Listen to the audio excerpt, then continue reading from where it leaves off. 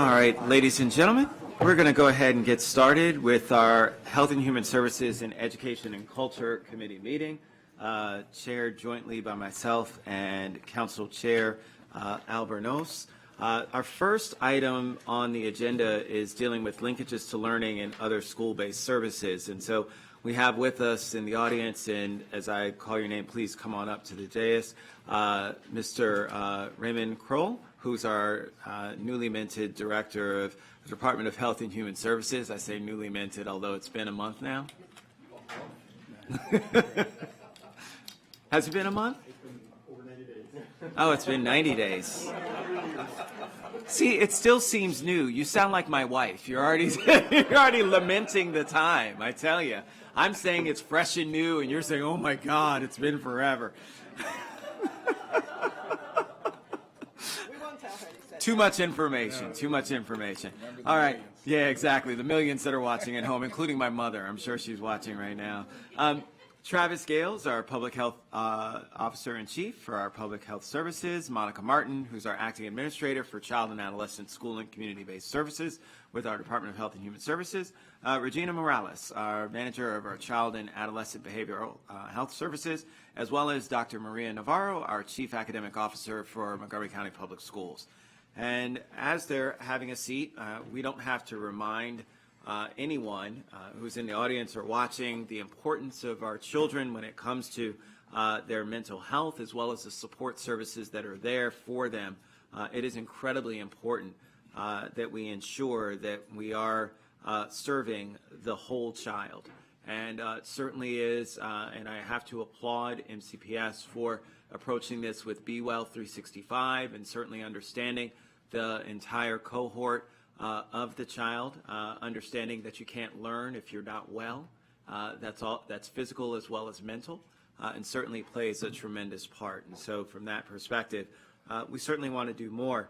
I just want to highlight before we jump into the packet that keep in mind the work that's being done around this on a national as well as a global scale is one that's reflected in some of the current commission recommendations that really do talk about the importance of building community schools, understanding that we have to have professionals that are there that are providing supports for our children, that our teachers were never designed to be mental health counselors for our children. Even the guidance counselor model was one that was designed to be a way in which we can guide them through the process as they're going to adulting, but were never designed to therefore be the mental health case manager for each individual child. And so as we try to kind of morph that model, it's one in which we really haven't equipped our schools like they should be, understanding the challenges that are befalling our children. Not just the ones that are from here. And I always say that we have the children who are, unfortunately, in many communities throughout Montgomery County, yes, Montgomery County, living in violence, as well as the children who are fleeing violence. It happens both places, and we need to be real about that, understanding that these are issues that are affecting our children in varied ways that is very different from what we experienced growing up here in Montgomery County. I can tell you that although there were fights every now and then that happened in schools, it was nothing like what we see in today's school system in terms of the pressures that are on our children. And so certainly from that perspective, the more that we can do to ensure that those obstacles are lifted and removed so that they can be as successful as possible are one of the things that we want to do. We also want to make sure that we're tooling our parents with everything that they need to be well prepared to support their children at home, understanding that the school system can only do what it does during the school day. And the reality is that so much more work needs to be done when they arrive home, and how we can best equip our parents to be able to help and support their children. Those are all models in which are encompassed in this community school model, and certainly something that's reflected in the great work of Linkages to Learning. I want to thank Councilmember Navarro, our council president, who's been working on this far longer than anyone here on the dais, who's really understood how important this is and continue to support the increases. And for my new colleagues who I know have been supporting this initiative from afar as well as inside the department. It really is important that we continue with these models. They mean so much, and we hear it from the community, we hear it from parents, we hear it from stakeholders, we hear it from teachers and administrators about how important this work is. And so just really wanted to highlight that at the beginning so folks understand the importance of this work, why it needs to be expanded, as well as why we need to make sure that we're doing all that we can to address some of the issues with the current programming we have. So with that, Vivian, I think I'll turn it over to you first to kind of lay things out, and then Dr. Kroll will just go down the list in terms of how we're going to go through the packet. So recently there have been several different efforts to expand school-based health, behavioral health, and social support services, and the presenters here will be describing several of them to the Joint Committee. So there's been a lot of good work going on.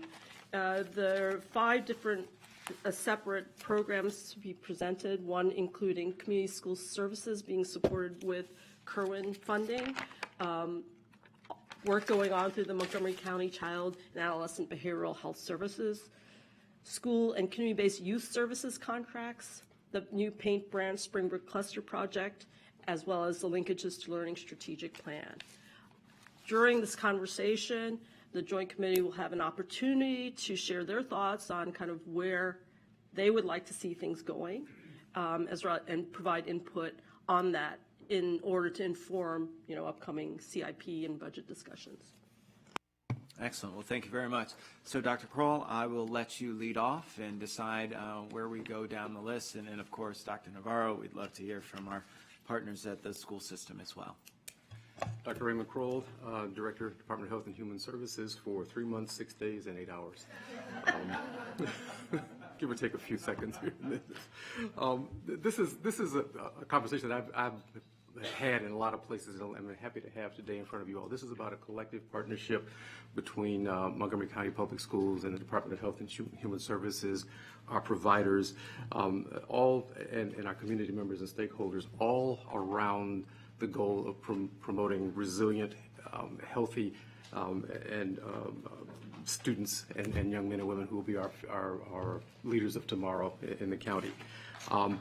This is a long process. There's a lot of information we want to share, so I'm going to jump into this fairly quickly. You heard from Vivian about the structure and orientation of this. We're going to start with Dr. Navarro, and then I think we go to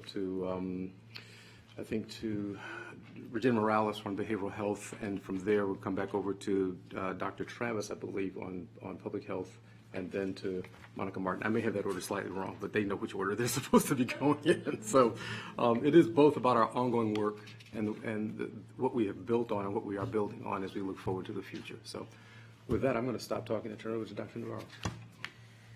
Good afternoon, Maria Navarro, Chief Academic Officer for MCPS. So thank you, Councilmember Rice, for giving us the opportunity to provide this group an update on one aspect of the of Senate Bill 1030, which is officially titled The Blueprint for Maryland's Future, and specifically it's around community schools. I do want to echo and thank you for the support with your work in the Kerwin Commission. We will be talking later on around early childhood, and it's a passion actually of several members sitting in front of me here, President Navarro as well, and just amazing work in that area. And so we are always eager to hear your feedback and also give you an update on our progress. So today I'll be talking specifically around the community schools. And if you could turn also and view Circle 37, I created sort of a short timeline of key things that have happened to date, so you get a sense of where we are. I do want to say I'm very excited about Dr. Crow being on board. We're closer than ever in terms of our working relationships and expediting and taking away the barriers that take a lot of time for our institutions to mobilize. So I'm very excited about this new collaboration.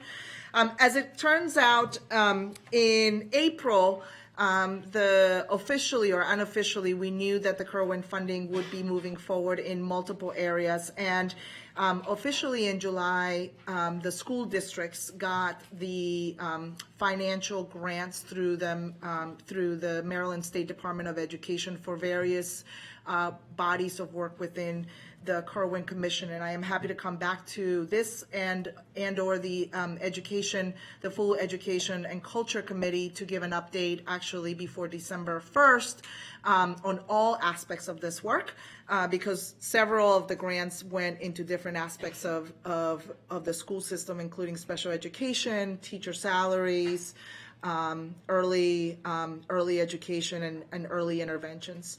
But specifically for community schools, we held some meetings internally. We talked a lot about how do we do this so that it is not a top-down mandate, because I think the idea was to really, as the name says, involve the community. And so over the summer, we brought in our partners in the work, so the school principals. We had multiple meetings with our union representatives who were very, very good at thinking through the logistics, understanding the language, understanding the intent. And we also brought in community partners. And what we decided to do is have the schools and their communities design their plans of needs, because each community is a little bit different, and we wanted to hear from them. And we are in a strong partnership. All these schools are linkages to learning sites, and we're in a very strong partnership with linkages to learning. Not every county has access to these kind of partnerships, and we knew we wanted to maximize on that. Oddly enough, the schools that you have here were identified by the State Department of Education, and the way they were identified, these 8 elementary schools, was based on schools that in the school year 17-18 had a farms rate of 80% or higher. And so these are the schools. They get in, every school gets the exact same amount of $248,833 for a period of 2 years. Right now, we'll see what the new legislation comes out to be. And any school for the following year, so 18-19, that has an 80% threshold of farms or higher can actually come into that. And so we will be looking at that data and bringing any additional schools for next year's program as well. And we'll be watching to see if they have funding continuing. So you see the schools here. We met with the principals and the community staff. HHS was there with us. And then they went and had their site-based meetings. Once they had their site-based meetings, and they really talked about their priorities. They talked about their programmings. There's several components that the bill specifically addresses, everything from in-school and after-school academic interventions to parent involvement to, of course, wraparound services around student wellness. And so we went and they designed the plans, and then they came back to us. Click. Vivian, thank you. And here are the major themes that came out. Oddly enough, mental health supports was top in their ask. Every single principal said, how do I get more time to linkages to learning services so they can support more of our students? Every single one of those schools said that to us.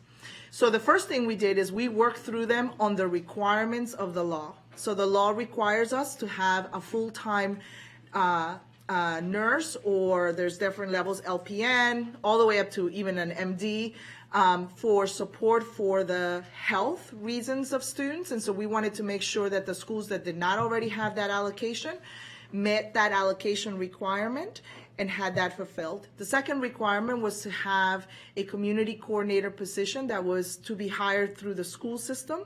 We have those at every single one identified, and we are now in the process of hiring.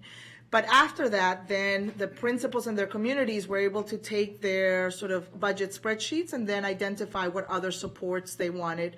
And so every one of our schools is asking for more supports around mental health. Several of our schools are asking for more support around parent education and parent engagement.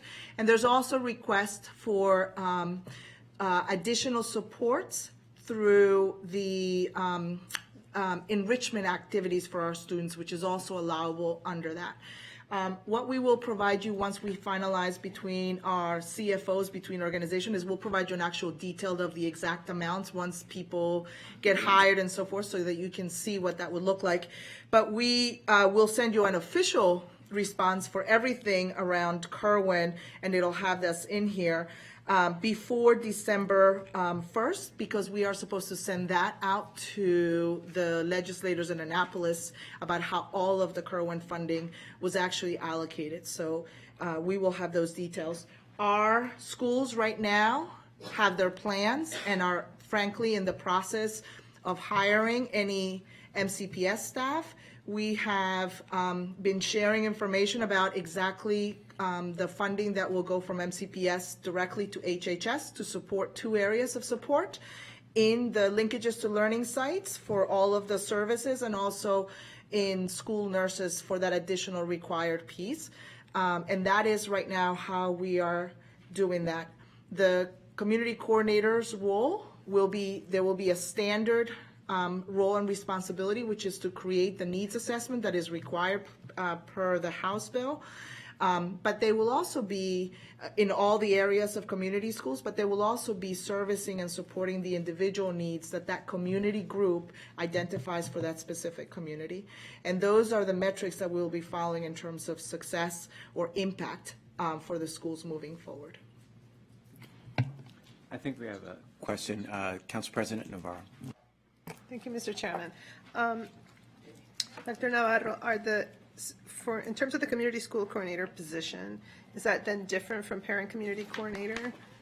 Yes, so we made this position a different union. Actually, it's an MCA level position, and the reason we expanded it to be an MCA position, and we had conversations with all of our unions around this, is because 2 of the tenets in community schools are around academic interventions during the day or after school. So we wanted to make sure that in the job description, and I'm happy to provide that, I should have provided that, I apologize, they have to have some requirements around meeting that criteria. And also in terms of the support for students experiencing trauma, have you identified some of those particular programs or approaches? I know that in the past we have heard about programs like La Cultura Cura and other sort of trauma-informed interventions that have really resonated. When I look at the list of schools, of course, I can see some of them have very high percentages of Latino students. Are you going to be using some of those best practices that have already been employed in the school system? Yes, so I think we're interested. These are services that we're also going to ask for linkages to learning to support, and they have worked with us with El Joven Noble Consortia that brings in La Cultura Cura and other interventions to do that kind of trauma support. So we've had some conversations because we've done work in the past, and we're looking, the principals just said expand. I mean, this is dealing with wait lists at this point, and so we want to make sure that we really take a bite out of wait list. Thank you so much. I'm very excited about this because I think that in many ways it also helps us to frame what can become that kind of a template, right, that we can then expand to other areas. I mean, we have talked for so long about this whole issue of students presenting a lot of trauma, having gone, through a lot of very difficult situations and how that manifests itself in classrooms. And so I think this is a really great way for us to kind of hone into that and hopefully then be able to, support it in terms of expansion. So it's a great use of state's money. Thank you so much.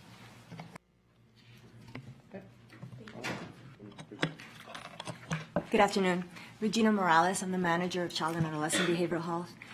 Child and Adolescent provides a variety of school-based services from prevention to treatment. In-school services begin with the school year, and they're selected upon school request and staff availability. We serve youth that are referred by the school and existing clients. We're located and our services are offered at elementary, middle, and high schools and high school wellness centers. Therapy treatment began in FY14. So, we've been in the schools for a while providing individual therapy. Prevention services with Dare to Be You started in FY11. And our newest program for prevention is called the Adolescent Substance Abuse Prevention Program, and that started in FY17. So again, individual therapy. We also have a monthly screening that we offer in one of the schools, which is a depression screening and referral. Our Adolescent Substance Abuse Prevention Program, ASAP, provides either coping skills groups or substance abuse prevention groups, depending on what the school is requesting and what their needs are. And it can be from 3 sessions to 10 sessions, again, based on whatever the school needs are. We work with whatever youth the school refers. For Dare to Be You, that's actually a program that's a prevention program focused on early childhood education, prevention education, and it includes the 3 to 5-year-olds and their siblings and the family. And for Dare to Be You, the prevention funding for FY20, we're at about $250,000. The next slide shows you, specifically breaks down what schools we're in and what services are provided in those schools. As you can see, we're in 4 elementary schools, 7 middle schools, 8 high schools, and the bulk of our services are in the form of ASAP groups. So 11 schools have the adolescent substance abuse prevention groups. 5 schools have so far requested educational presentations. And 4 schools have therapists assigned to them. Thank you. So I'm going to turn to Councilmember Chawando. I just had one quick question. On the previous slide, when you said referrals, especially when it comes to depression screening, can that be referred by, how does that process work? Does a parent say, I think my child may be depressed, and then they end up doing screening in the school, or is this just only by teacher and school staff that identify that this child may be depressed? Sure. So in the school where we have that program, anybody can self-refer. So the student can self-refer, the parent, the counselor.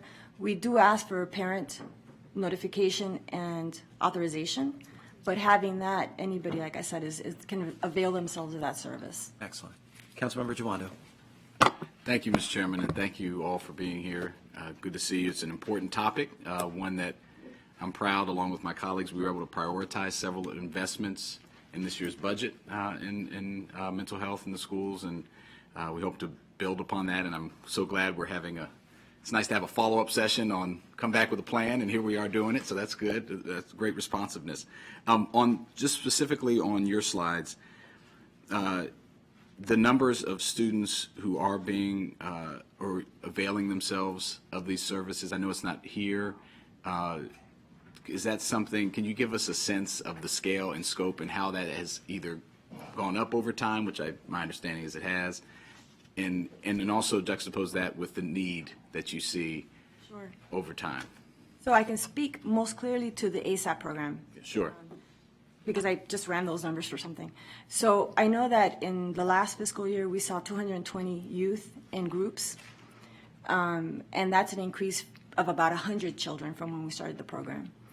The need is great. We're getting requests for that all the time, and I'm looking to see how we can maybe expand those services, because I think that that's a very, it's something that is very appealing, I think, to youth and families, is to have either substance abuse prevention in the school and or coping skills. So how to manage when you've had some sort of a traumatic issue, but we're really just talking about emotional wellness and well-being. In terms of treatment programs, treatment services, and how many youth have availed themselves of that, I would have to run the numbers for that, because it really has a lot to do with how many are referred, but also how many are current clients that we're seeing in the school, during the school day in that school. Okay. Well, if you could get back to us on that. Absolutely. That would be, and again, I look at the $250,000 for both programs, right? Is that correct? Last year is what or this year what we provided? For the prevention For program. the prevention programs.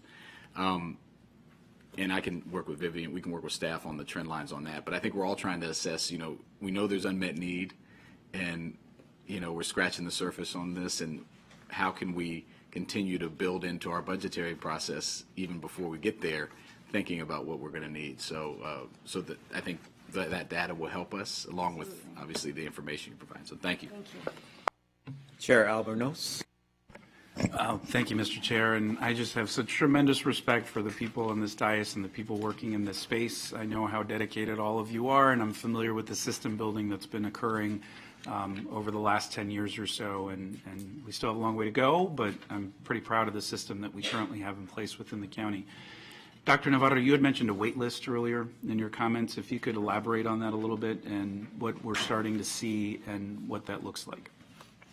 So I think what I was referring to was linkages to learning for mental health supports, and I think we can probably circle back and get the list of about what's the wait time to be able to get groups. The way that we are looking to do that is actually Monica provided us a cost around if you wanted to have this many more groups of students serviced this many times, this is about how much you could do, so that the school, when they met with their communities, could say, okay, we see a need. And, you know, just to point out, enrollment in MCPS is increasing anyways, and so schools are growing in size.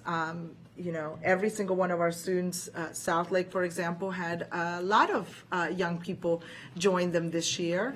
And frankly, a lot of them needed additional support. So this is current state, but also the principals talking future state, knowing that their enrollments are growing every single year.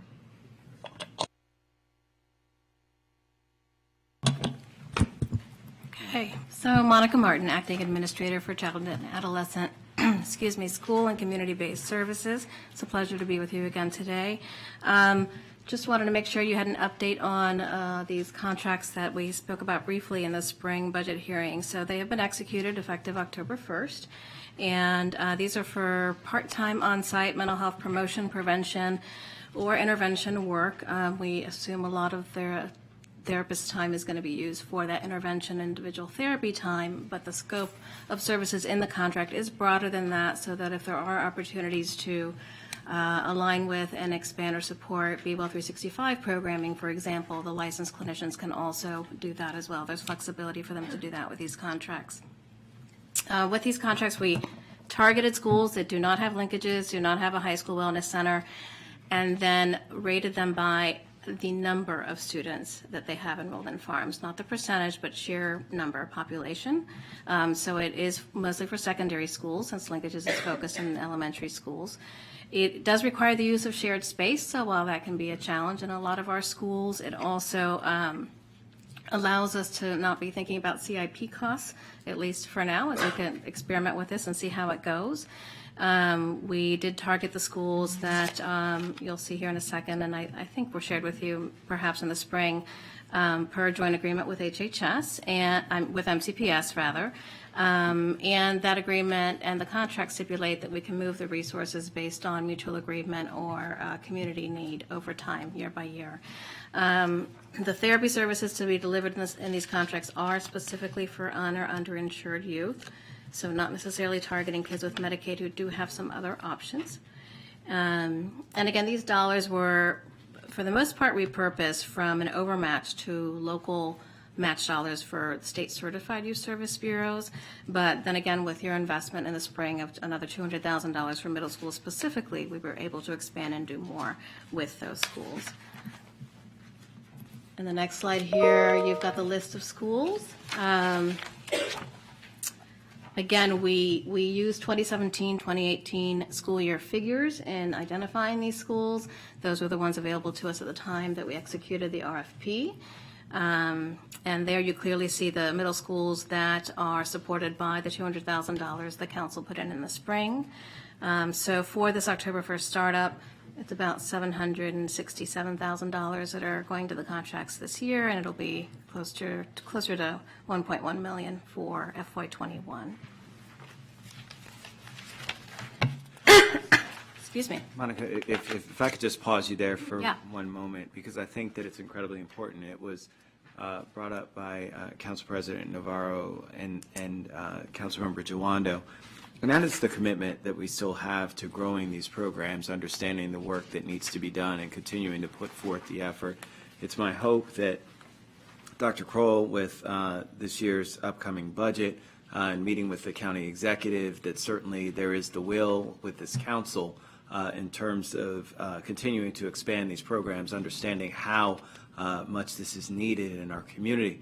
I certainly understand that we have varied needs throughout in a constrained budget. I know that the council president just went up to Wall Street and gave a report on the financial health of Montgomery County, but I will tell you that we are not healthy if our community is not healthy, and so from that perspective, we've got to make sure we're continuing to do more to expand these programs. And so just a little plug in when you're meeting with the county executive and talking about the upcoming budget, that we do have that in mind and a strategy that's in place to continue to grow these programs. It's a lot easier when it comes over from your side of the street than from ours, so we'd appreciate any help you could give us, sir. Thank you. All right. Monica. Thank you. This is just a mapping of the schools that were previously listed. In the large majority of them, the part-time presence is at least 2 days a week. There are a couple schools denoted here where, through the contracts, we're going to be on site 1 day a week because Child and Adolescent Behavioral Health Services is there another day a week, so we're making sure to coordinate in that fashion. Moving forward with the new cluster project, Paint Branch and Springbrook. The update there is that we did conduct outreach presentations at all of the schools. We have our multi-agency team commitments from those agencies you see listed here, obviously MCPS, our state's attorney's office, and some critical HHS eligibility and housing programs. Our FY20 funding was for close to $290,000, and this is a different model across 2 high school clusters serving middle schools and high schools. Our MCPS coordinator for this project, Don Kress, the care coordinator who has been hired for this project, and myself have conducted outreach meetings following up in staff meetings in the beginning of the school year. And although this funding that we're very grateful for to get started to do this work in East County does allow for the multi-agency team meetings and care coordination work to flow, it doesn't include the other elements of, the original full vision. We always just tried to clarify that, full vision around addressing academic achievement included many other components that this does not. But working on family stability for families in this cluster is critically important for us, and we had hoped to get started in late October. At this point, it looks like it's going to be November. We have 1 key position filled. We started interviews for another one today, and we need at least that 2nd position filled to really do it justice and do it well. Council President Navarro. Thank you for that update. One thing that I would like to recommend is that if you can look at the original proposal, obviously, of the Kennedy Cluster project, there are things that we have done, most recently with the Early Care and Education Initiative. There have been things like in our capital budget, like the Mid-County Recreation Center, which didn't exist when the Kennedy Cluster project was launched. There are a lot of things that have been, I think, put in place that it would be good, TeamWorks, it would be good to go back to that original template and then see if you can plug in some of these additional assets and be able to track whether we are actually achieving, because even though we're not obviously adding money to the particular cluster project, these things have been accomplished. So I would be really curious to see if we can have a subsequent session to see how all of those other investments, we can also track them through this model, and then be able to report out on whether it's made a difference or not. Absolutely, and in Kennedy and Wheaton is where a lot of that did happen. Thank you for that. Let me just also say that in the 12 years I've been around, that process to get us started, that whole year that we spent building collaboration and partnerships and alliances that was pre-recession, still, in my opinion, is the gold standard. That, just the process itself was so unbelievably helpful. And so it was a facilitated process, but I think it's worth exploring that model again because it's more than 12 years later. The problems persist and they've grown. And so I think there is an opportunity for us to check back in again and follow that same structure. Thank you. All right, we'll move forward with.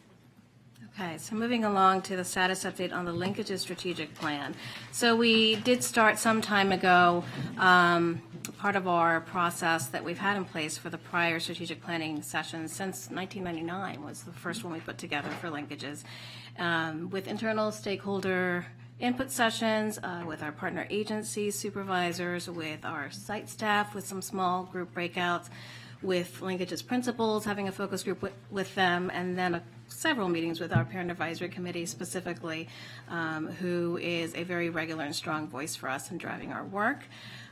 We still need to do some follow-up surveys. We still need to pull together a retreat of the entire advisory group who likes to look at this internal stakeholder input first, typically, and then proceed with public meetings. But we did pause in the process to align with everything else that you're hearing about here today. We didn't want linkages to kind of move forward in a siloed fashion in terms of its own strategic planning. And so while you're going to hear about, how that's overlapped some with school-based health and wellness center planning, of course, what else we want to incorporate in that. It should also be noted that we wanted to hear about the impact of the Kerwin funding too, because even though we know they were going to existing linkages sites, our strategic planning priorities may include some priorities for our existing sites as well. So the next slide just has, background on how we've done this in the past. It's just historical for your reference. Our first strategic plan focused on expansion on schools with the highest rates of poverty through farms. The advisory group has since then focused on similar driving criteria, whether it was EdLoad or Ever Farms, some exceptions made for middle schools over time. But I want to make sure, at least during my time with linkages, that you know that it has never been assumed that that's always the driving criteria. There are vigorous discussions at the advisory group level about looking at other factors, and they've landed in the similar vein, looking at poverty primarily as an anti-poverty initiative for early intervention, but we know that will happen again. And so in having that conversation about this plan that ends in FY20, my office and our Positive Youth Development Administrator, who you know, Luis Cardona, and our Senior Administrator for School Health came together to look at what else we might want to frame in this umbrella planning with our advisory groups, respective advisory groups. And we started working with public health and our county stat office initially to do some of that work. With the thinking that we're going to have a larger advisory group for all these school-based and linked partnerships with committees for program-specific purposes. And with that, I'm going to turn it over to Dr. Gales. Good afternoon, Travis Gales, Health Officer, Chief of Public Health Services. The next two slides just give a chronology of the history behind the school-based health centers and the partnerships with linkages to learning.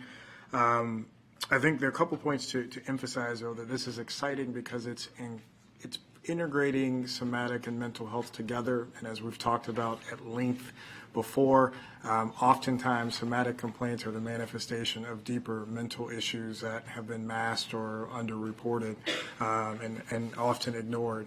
And I don't think we have to be reminded, given the vaping situation we are in the county now, that we see these episodes come out in other ways that demand action. But what's encouraging and is great about the work that has been done for a number of years, decades now, with the partnership with schools and linkages to learning, and incorporating that within our health and wellness centers, is that we are actively addressing the underlying issues that are driving these episodes as they come up. It's also important to note that disconnected and disengaged youth are at risk for a lot of things, whether it's substance use, sexually transmitted infections, or other behaviors that we need to curb from a population-based perspective, and they need help. And they're calling out for help, and programs like this have provided much-needed help and need more support to keep going. So just briefly, here is, again, a chronology walking through back in '97 with funding from Robert Wood Johnson Foundation, enabled the first two linkage to learning sites to expand their services to start including somatic health provisions.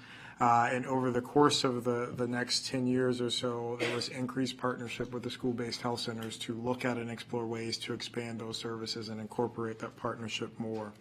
Next slide, please. And most recently, there was in 2006, the conversation to look at developing health and wellness centers within the high schools. And out of that conversation, 4 sites were granted, and there are 2 others on the way. And we continue to work very closely with our partners in MCPS and behavioral health and crisis services and children, youth, and family services to explore other partnerships as well. And one that's not on the list is we're continuing to look at other areas outside of these partnerships to expand services, such as potentially using the health and wellness centers after hours to provide additional services. And we hope that we've been able to move through some of the procurement and legal processes and hope to be able to put some of those plans into action within the next 6 to 9 months. Thank you.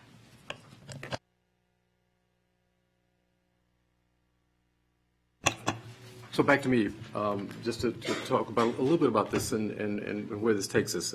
If you've been listening to this, one of the things that you know is that we have a lot of different touch points between Montgomery County Public Schools and Health and Human Services. Linkages to Learning is a major one that folks have supported for years, but Positive Youth Development, the mental health services, the public health system services, they're all places where we touch and interact and work. One of the challenges that I saw in behavioral health and see here now is that there is a need to do a lot of coordination. And I would say that you all have touched on a number of things that impact directly with the schools, but things like the crisis center referrals that topped 2,000 last year, and the back and forth between the school system and the crisis center. Our child mobile stabilization programs that outreach to children who had a crisis to try to get them back in school and keep them stable. Our suicide prevention work. All those are additional touch points that we didn't highlight today, but are part of this collaboration and partnership. There's a need to strengthen this and to strengthen the integration and the coordination. And in my early conversations with Dr. Smith and with Dr. Navarro over the last several years, we have been constantly trying to find ways to increase and tighten our communication and to make sure that, as you've heard in Monica's description about where Linkages to Learning has expanded and where school-based mental health or where child and adolescent behavioral health services work, to try not to be duplicative, but to be supportive and integrated in a way that is reinforcing of what's there rather than repeating what's there. So that's our goal. So one of the pieces that we've used, frameworks that we continuously use in HHS is social determinants of health, and looking at the things that we need to do, not just within one of our areas, but across all of our service areas and in partnership to try to build that kind of collaboration. That for us is now, I think, requiring us to bring together a lot of groups. So aside from our HHS team and our school-based team, there's an opportunity to go deeper into relationships with our housing folks, our housing community, and our emergency support services for folks to make sure that families have what they need to promote wellness. The group that Monica referenced that has been doing the internal planning has come together to propose that we think about an interagency advisory committee on child well-being, because at the end of the day, that's our goal. No matter where we intervene and how we intervene, to try to create a child that is healthy and resilient and has their basic needs met, so that they can succeed in school and succeed in life ultimately. Part of that process is to add to this group. I think in addition to the folks that Monica talked about, our behavioral health team, our providers like Collaboration Council, who do work on disconnected youth, but also to begin to do work in collaboration with MCPS around things like the Be Well 365 initiative, to find and figure out how we support youth that are disconnecting.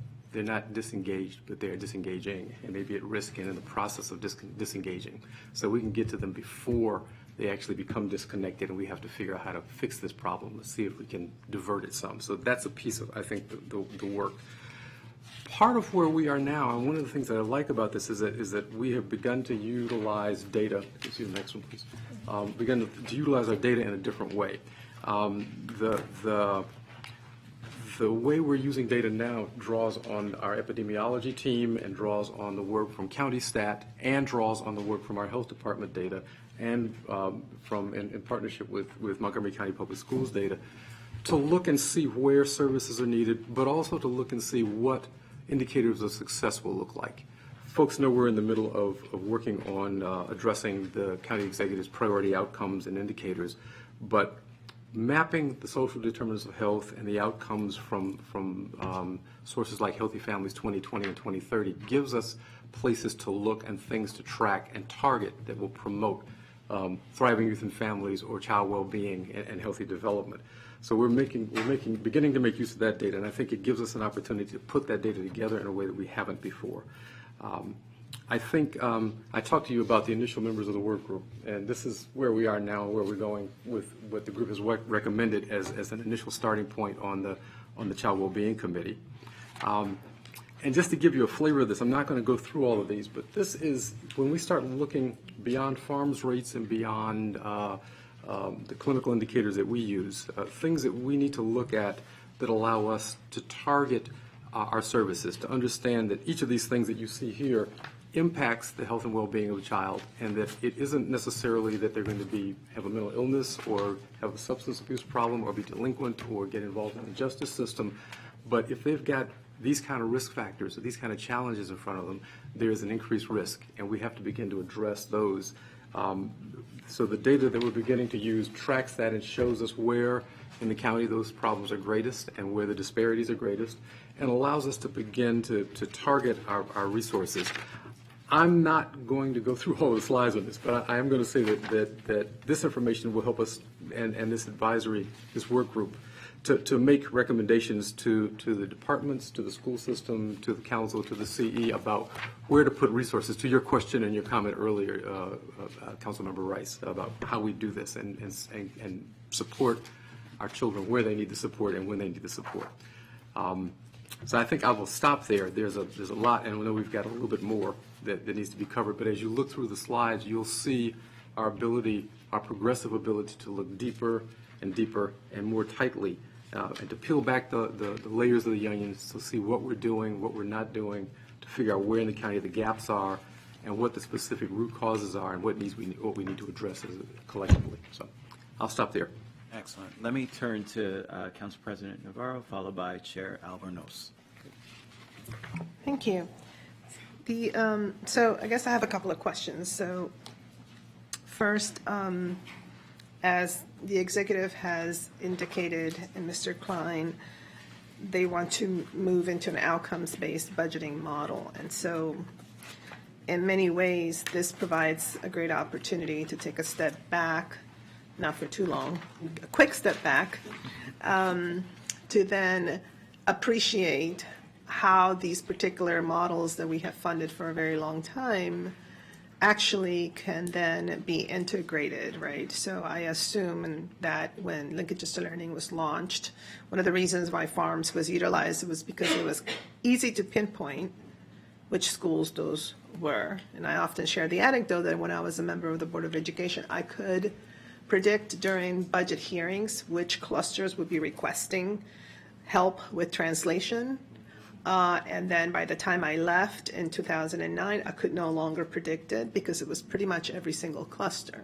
I assume that something similar has happened with programs that were designed in that time frame, and obviously the county has changed dramatically. And so I'm very interested in how there will be this sort of exercise of outcomes budgeting, not looking at program-specific design, but looking at what is the outcome that we're trying to achieve, so that when the budget is presented, we can make decisions that are informed through that lens, right? So as I look at, the conversations that we've had here for years about Linkages to Learning and whether Linkages to Learning Light or some other type of thing, and what are we doing, I guess I'm just very interested in us very soon seeing some kind of mapping or proposals that is not driven by, here we have this program or that program, but instead, how are we going to move the needle on, whatever that metric may be? And as I said earlier, for example, with the cluster projects, again, we may be thinking still and stuck with the design and thinking, oh, we're not really doing that.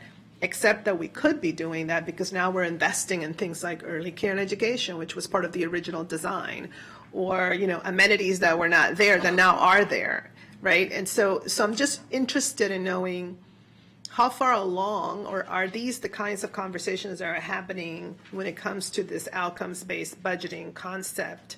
You're kind of deconstructing and then being driven by the outcome versus this is a program, it's called this, we're going to continue to try to implement it or fund it, but maybe we can't, so we do light, you know what I mean? I don't know if I'm articulating exactly what I'm hoping we're. I understand. I think I understand exactly what you're asking, and my response to that, this is obviously a work in progress. But I can tell you that the conversations that you're asking about are going on, certainly within HHS and across HHS, but also across departments and with the second floor and the Office of Budget Management and Budget, as we look at the budgeting process they want us to put together. The combination of turn the curve and outcomes-based budgeting are beginning to mesh together in ways that allow us to talk about what is it that we want to change in terms of outcomes.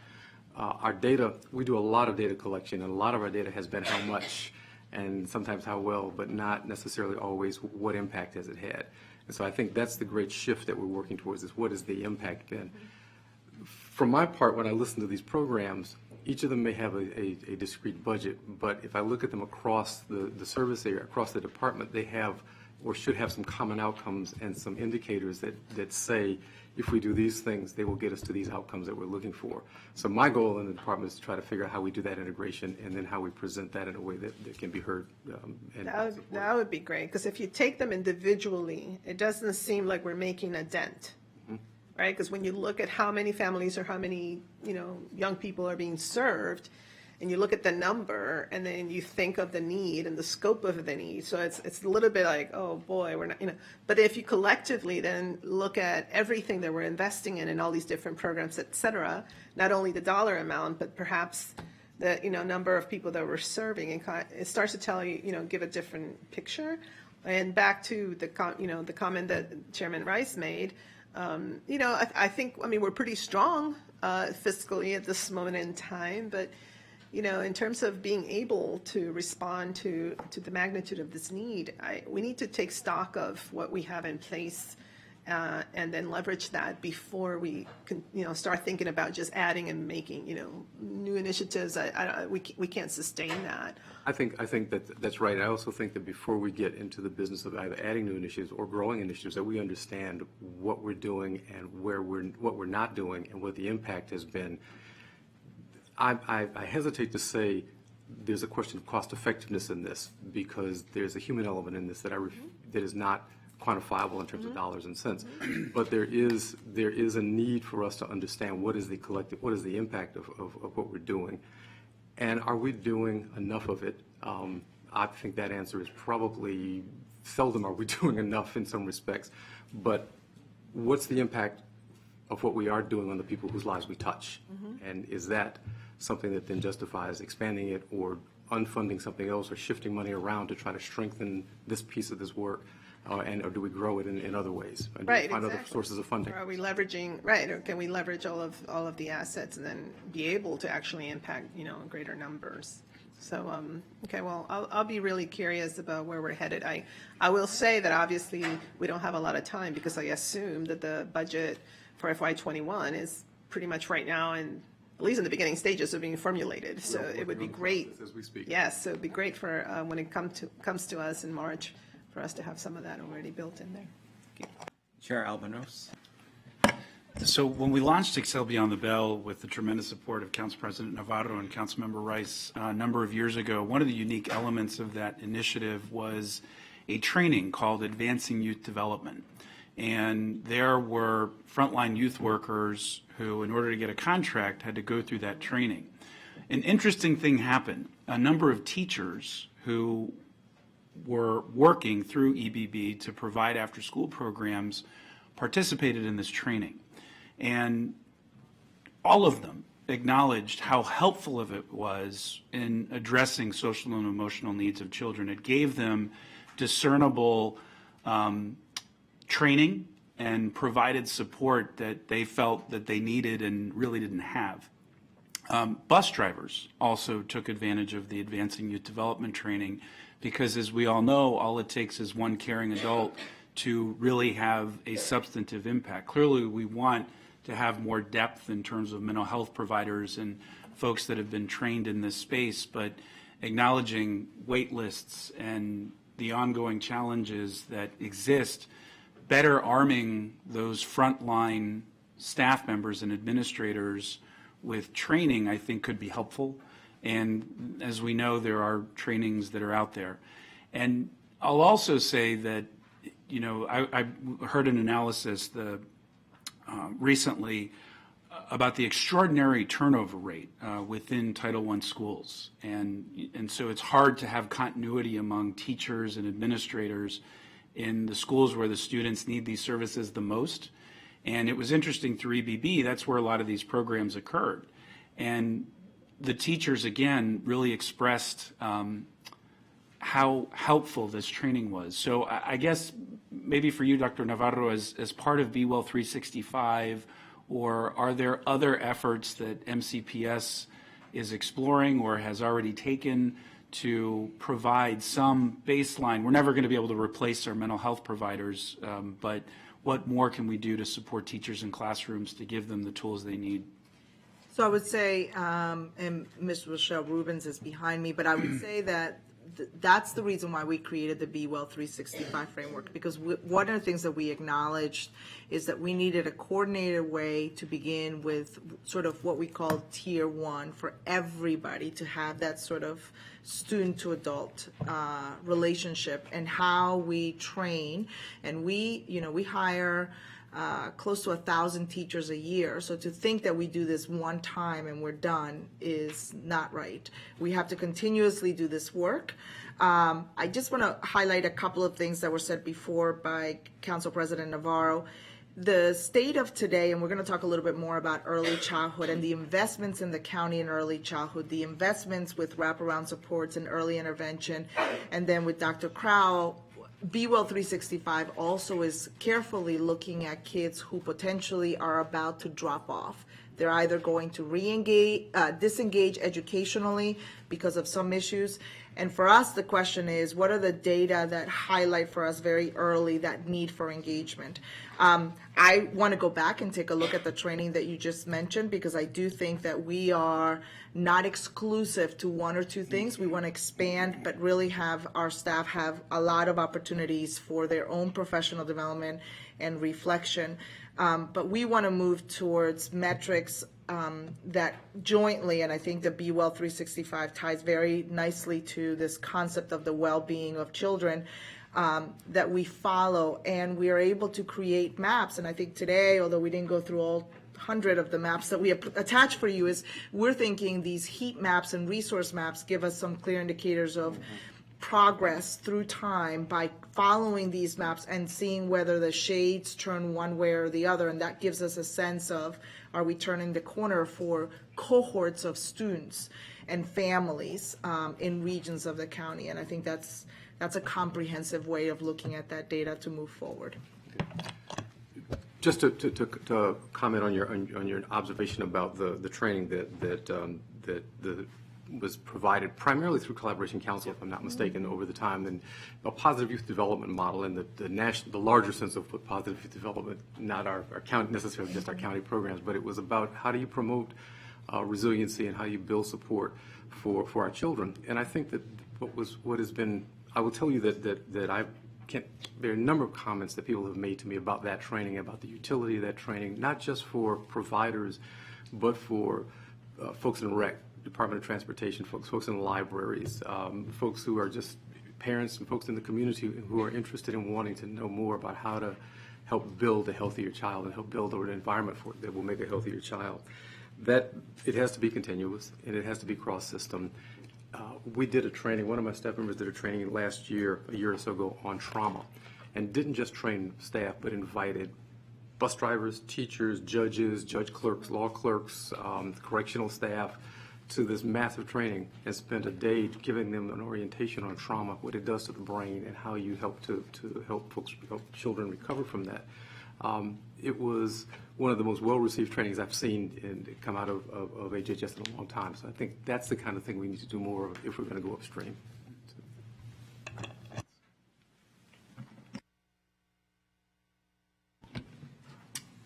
think we're good. All right. Thank you. Well, thank you very much. All right, so we will go ahead and move on to our second, which is an update on our early care and education initiative.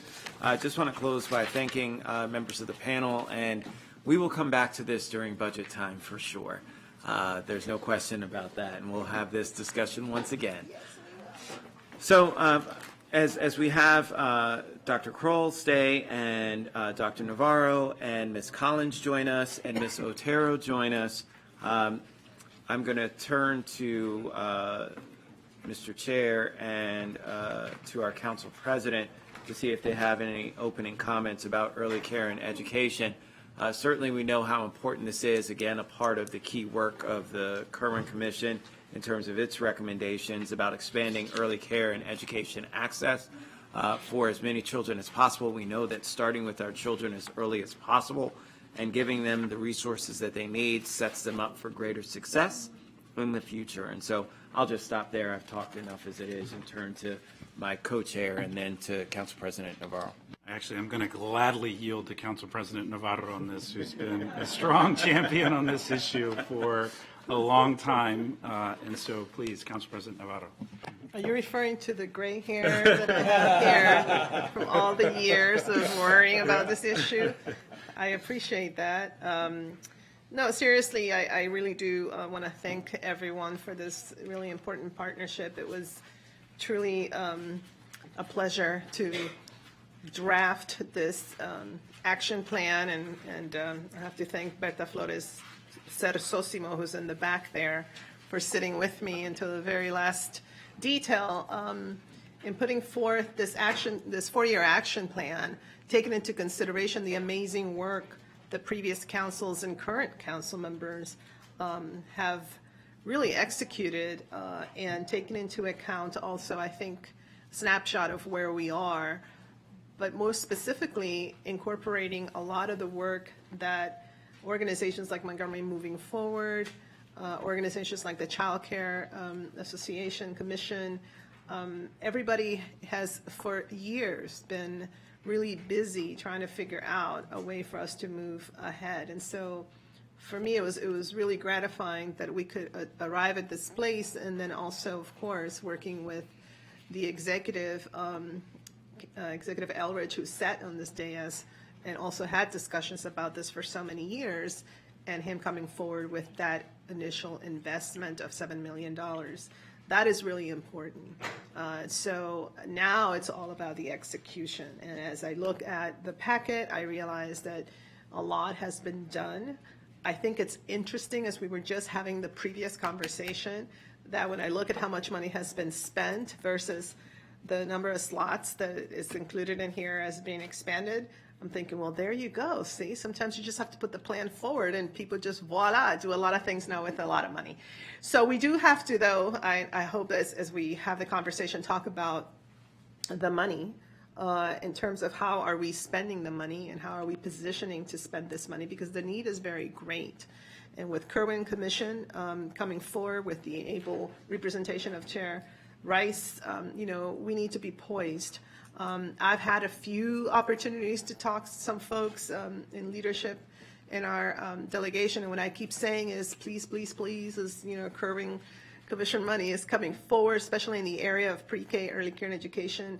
Don't make it so prescriptive so that jurisdictions can adapt to where we are. And, we are poised now with this action plan. It's very important for us to be able to execute that. Other counties may be in a different place and they may have something totally different going on. So we need that flexibility. But at the end of the day, this is so front and center, and it's so exciting to hear folks in the business community talk about early care and education. It is integral to many of the things that we're doing. So thank you so much. And, so excited that Vivi Otero is there leading the charge. And I do look forward to this briefing. And Vivian, and thank you so much for everything that you're doing, tracking everything for us as well. So that was extraordinarily well said. I'll just pick up where you ended, and that's within economic development. I mean, you can draw a straight line between this initiative and where we need to go as a county. And so I've been very impressed with the coalition building that's being developed around this issue that includes our business sector. And that's how we're going to be able to sustain this and think of creative funding solutions to help underwrite the cost. So look forward to the discussion and conversation and the work that's happened and is happening and will happen. So I'm sorry, Councilman Rice, as we did the last time, I had the opportunity to facilitate and sort of say a few opening remarks and then get out of the way and let the folks who really have depth on this to talk about what they do.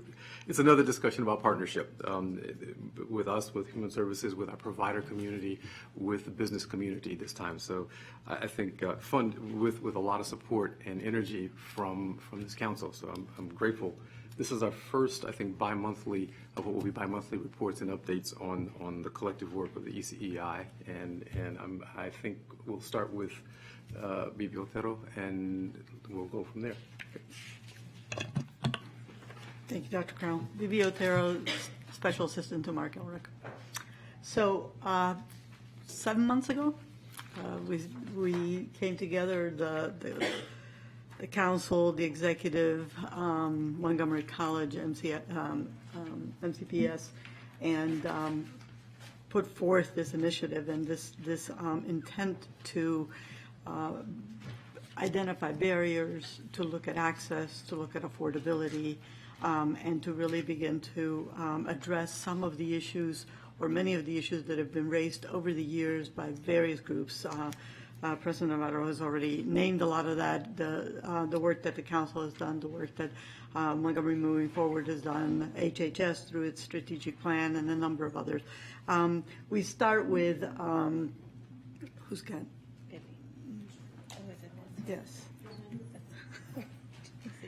So just the first slide is just to remind us why we do this and what we know with the research that is, especially in the last 10 years, that has been so evident that focusing on early care and education, focusing on child development, especially 0 to 5, is absolutely critical.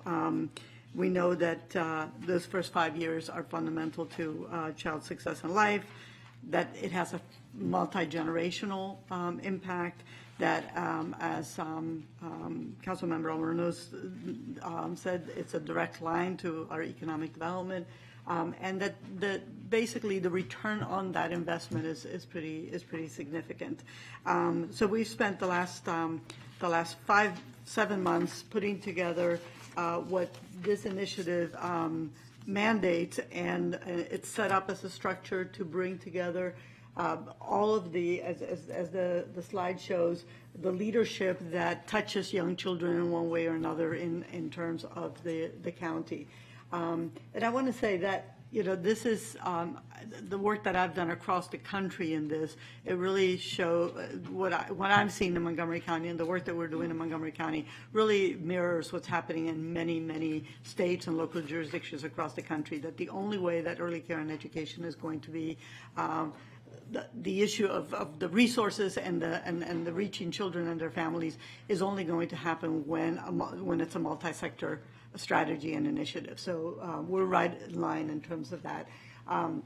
We pulled together a steering committee. The steering committee began with a group primarily interagency because we found very early on that there were various departments within the county that didn't know that they each had something to do with early care and education, and those that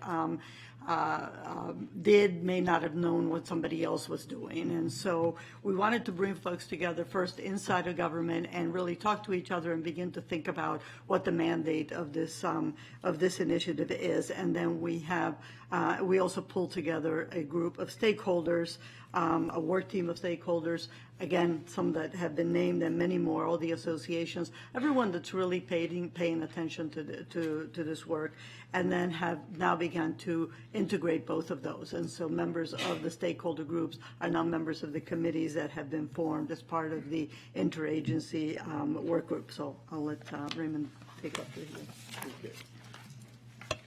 So the interagency work groups took some time to try to, as Bibi said, to figure out who's doing what and who's on first and who's on third in terms of what we're doing with early child care, to try to make sure that we all understood what was happening, what was being done, and where and by whom.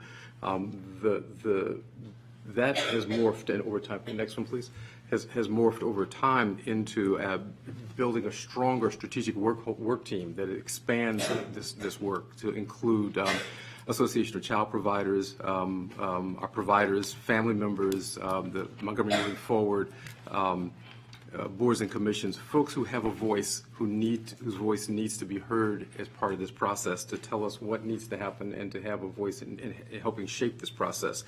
The stakeholders are assigned to 5 subcommittees that have formed up that we'll hear about in a little bit, but I think it's important to know that they're building on previous work.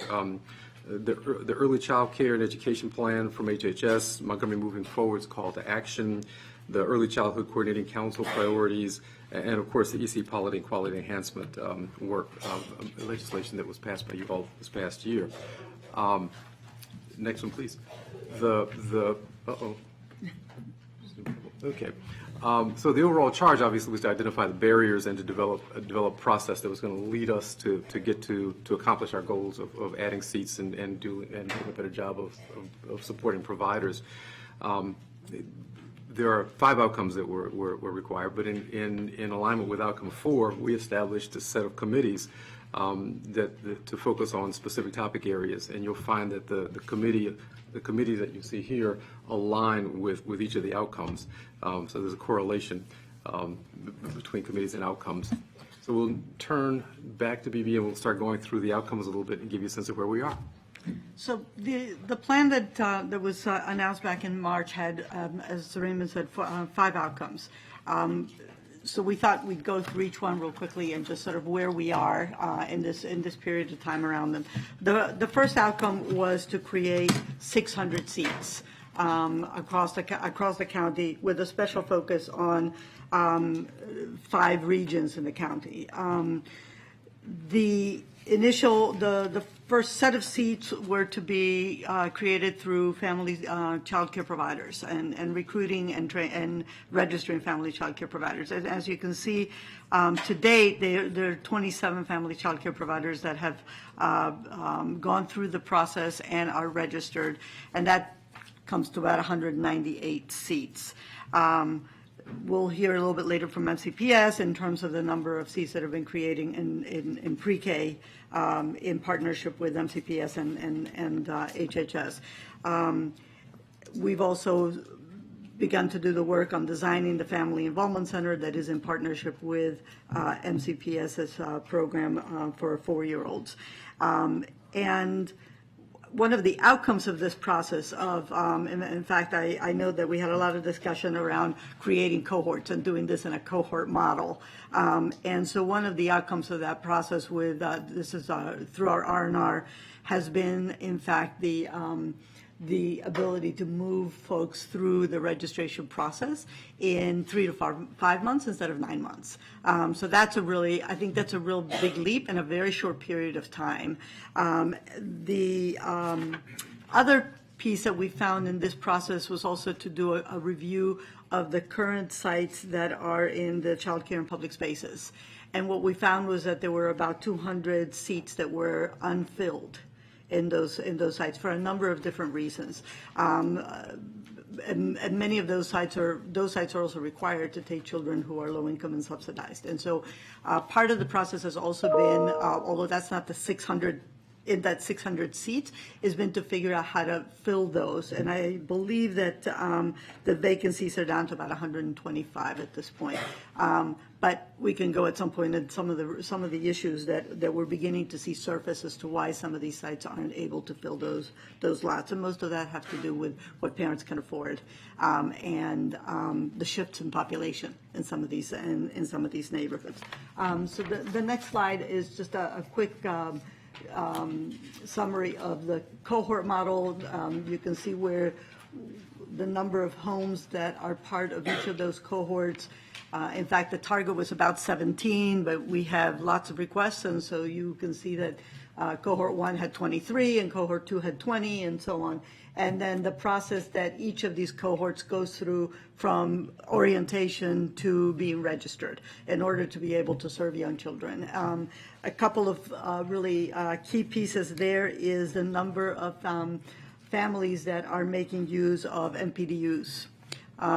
We've got about 6 of them who have gone through the MPDU process or in that process to be able to purchase home and then be family child care providers, which I thought was an exciting piece and part of the way that this cohort model has really helped people in something that may not be directly child care, but obviously is a process of developing your, solidifying your family stability, and then developing your small business. And so there is that whole sector of that, which I think is really key. And having the staff that is working on this be really familiar with some of the other resources and so, that families can utilize. There are some challenges, and some of that have to do with the state level issues around around certification and quality and a number of different pieces. And I know there's been discussions at HHS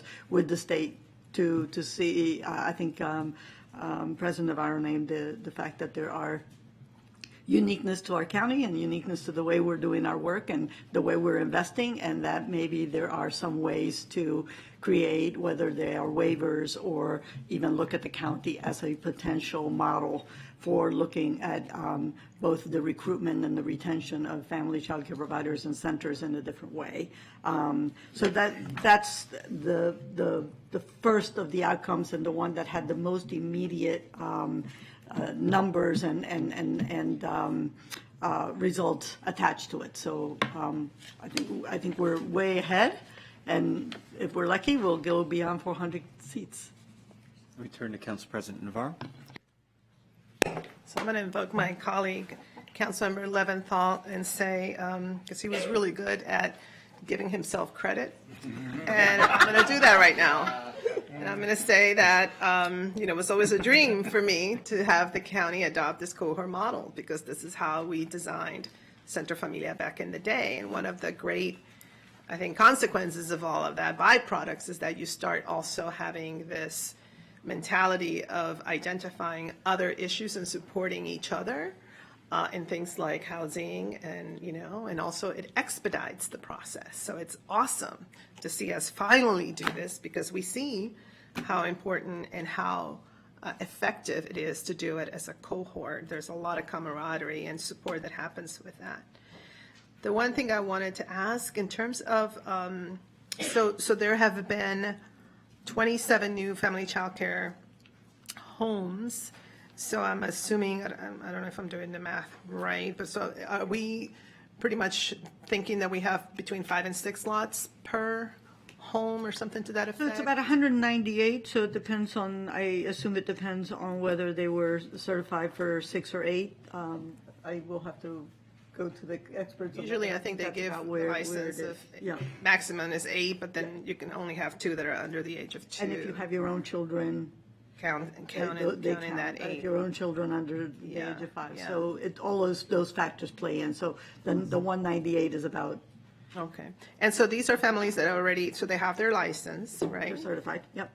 And so do we have any data in terms of our work then with WPA, et cetera, to help recruit those children in those target areas? Or are we just We're now not there beginning to yet. look I at think by that? December, we'll be able to give you more information around that.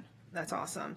And then, and so, okay, so by March 2020, we have 2 more cohorts, so we're thinking about 34, which is amazing. Okay.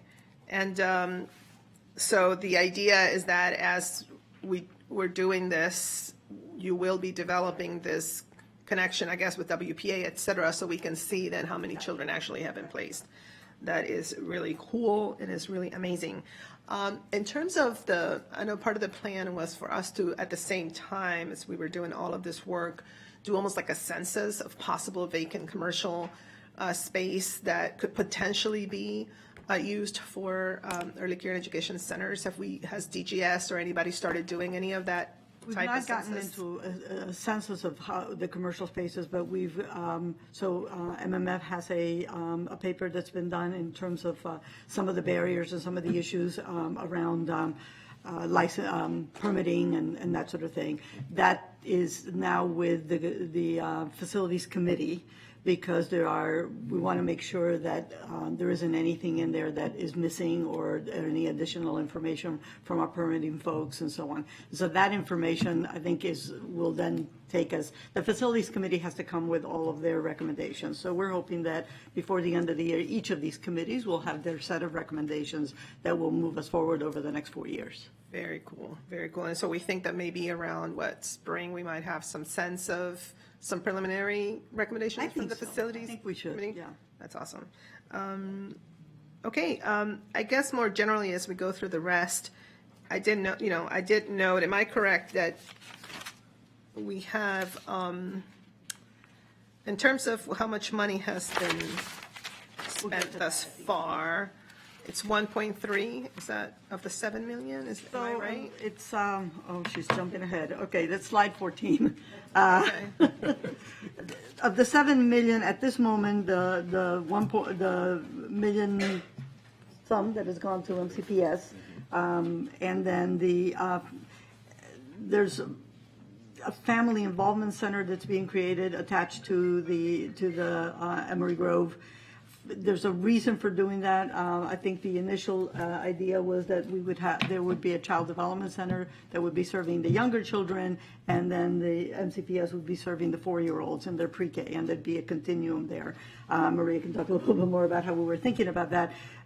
But because Emery Grove is a temporary space, then it didn't make any sense to get a provider to what it takes to establish a child development center and to set it up. And so not knowing what the length of time at Emery Grove would be, it made more sense to use a model that's already being used in Rockville, which is this family involvement center.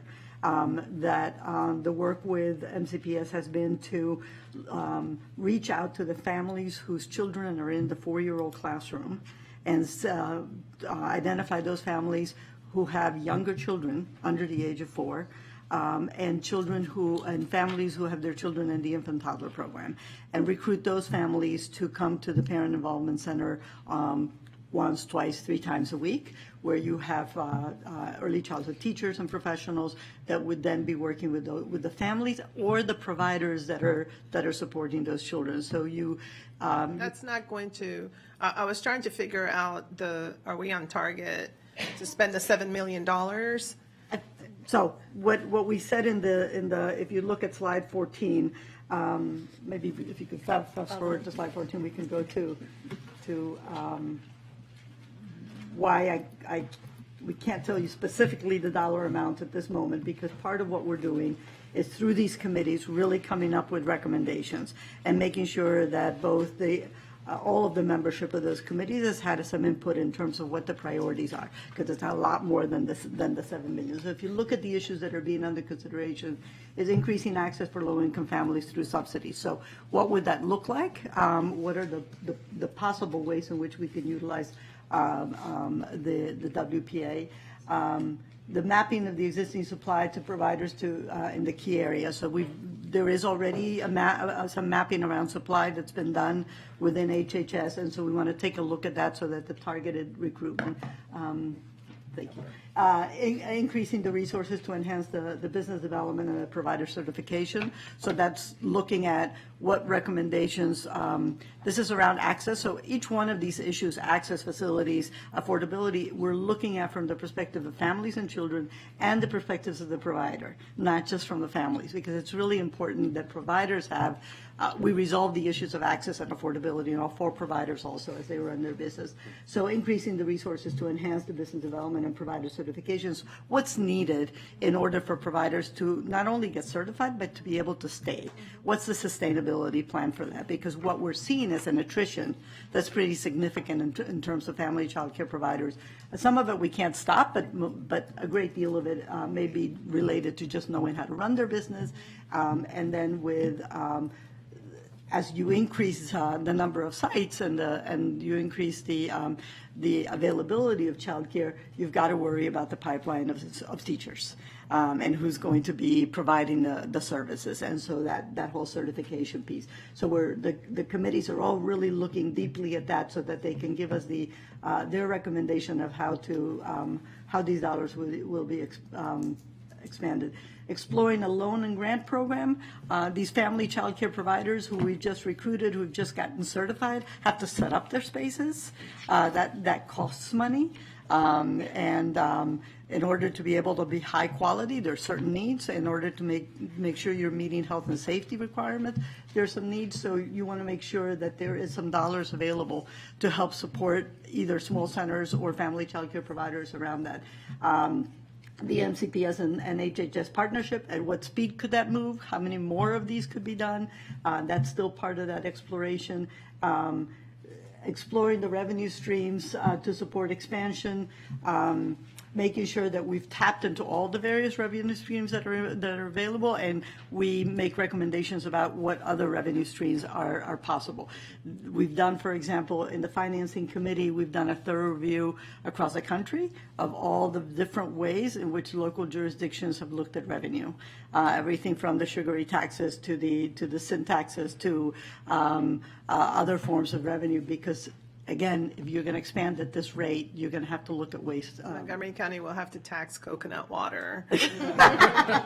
And finally, a deep look into HHS capacity, because if you're looking to expand the system, in the same way as MCPS is, you've got to look at the capacity of the entity that is responsible for carrying folks through the cohorts, et cetera. So that was the last slide in the presentation, so I'm done. Well, in the packet, that was on the first page, so it just right away just jumps out. And I just want to make sure that we are spending down what we fought so hard to get, because the idea is that the need is so great, right, that by the time we get to the next budget cycle, all of these things that you've described are really important because they're foundational. And so as we get into the next budget cycle, I'm really looking forward to this being established so that we can then start placing children, which is the ultimate goal, in high quality, accessible, affordable childcare. Okay.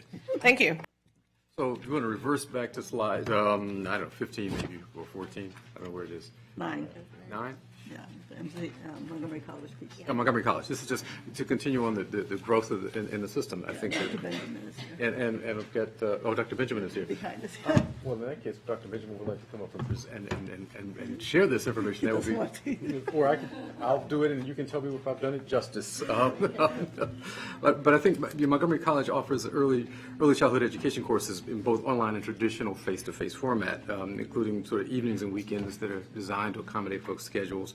The 90-hour certificate, the CDA, the one-year certificate, and the early childhood educational technology degree are available now in full online format.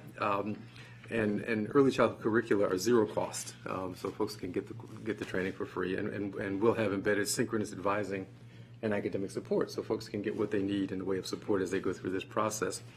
The college's Center for Education, Early Education Laboratory School on the Germantown campus, in collaboration with the School of Education, is nationally accredited and state licensed child care facility dedicated to developmentally and culturally appropriate education of children in Montgomery College, to the children of Montgomery College students and staff and families. They maintain accreditation through the National Association for Education of Young Children. Approximately 120 children, early childhood education students, are currently receiving financial support. I think this year they have added or opened, or in the process of opening 9 additional child care homes, expanding several programs to homes to large family child care. Just some highlights: participants applying for food program to provide promote reimbursement for meals. So there's a lot that the school system is doing in this partnership, or the college rather is doing in partnership with us in this as a key partner, and I think that'll continue to grow. So I want to the next one then, please. That piece of this. I don't know if there are any questions for Montgomery College about that before I move on. So, but. The only thing I'll add on that one is that the numbers that were in the previous slides does not include the numbers from Montgomery College, but when you get a more cumulative report, we'll have all of that. So the reality is that there's more homes than the 27. You've already heard about WPA, I think, and I think that we have done or are completing a qualitative fiscal analysis of WPA, and now having the subcommittees take a look at this to see what kinds of models we can put forward to make better use of the funding or better use of WPA. Do we exploring differential eligibility thresholds for families, considering increasing the amount of reimbursement payments, and determining perhaps the impact of the use of WP as a supplement to state child care subsidy scholarship versus the full payment to providers. So figuring out some models around that. I am certainly sensitive to the need to utilize the resources we've been given. I want to make sure we do it wisely, and we can do it as fast as we can, but wisely and make some good decisions. And I think that's where we need the committees to weigh in and to weigh in quickly and give us recommendations so we can shift from thinking about it to doing it. So, sure. I hear what you're saying, but it's not like work has not been done already. And Ms. Joanne Barnes has been at the forefront of this. So, I want to be respectful of the process, but at the same time also cognizant that it's an action plan, and it's called an action plan for a reason, because we've had a lot of work done already. But also remind ourselves that part of what was included in the action plan vis-a-vis WPA was also take a look at those middle class, young families who are still struggling, right? And so, and when you look at those particular possible guidelines, income eligibility thresholds, not to forget also those folks, which I don't think we've in the past have been focused on that, but that was a crucial element of this action plan as well. I think there are a lot of voices in this, and I think that is undoubtedly a part of the work group's process to look at that, and we want to make sure that the voices that are at the table have a chance to weigh in and be heard and to process. But to your point, it's an action plan, so got it. The next one, please. Outcome 3 is about sustainability and decreasing provider attrition, and I think we are now looking at evaluating enrollment and coaching programs and making improvements to supports at the R&R Center and at Montgomery College, trying to understand the causes of attrition and identifying barriers and supports needed so that we can add to that, to keeping folks in the system and keeping providers active once they're on board. And then trying to identify reasons providers are opting to not accept subsidies for payments, which is obviously important. And then, of course, looking at increasing supplements to cover the true cost of care, to understanding what it actually does cost to provide the service versus the current market rate that's available to them now. So that'll be a big shift for us, for the county. So looking forward to trying to get that moving. So, okay. And then I think outcome 4 is obviously expanding the work group. We've talked about that a little bit. I don't need to go into that, but we have to this point hired an additional child care specialist, and there are and completed some child care desert mapping supported by our PACS service area and HHS to understand where there is a gap between need and availability of service, so that folks don't have to travel to bus stops or across county to get the help that they need, and figure out where those gaps are. And then 5 is monitoring Kerwin, of course, and sort of making sure we can take keep tabs on that and figure out how we are positioning the county to take advantage of resources that might come down the pike, and how to help inform the process at the commission to try to make sure that we can take maximum advantage of that. And I think that is, since you've already heard about the budget allocation, we can stop and do conversations and questions. Take questions. I think the other that I think is not on the slides, but really critical, is this is a really fast-moving field. There is a lot of work being done nationally. And so part of what I think is really critical, both nationally and regionally, is that we stay really connected to what that is and be flexible enough and nimble enough to make the shifts as needed.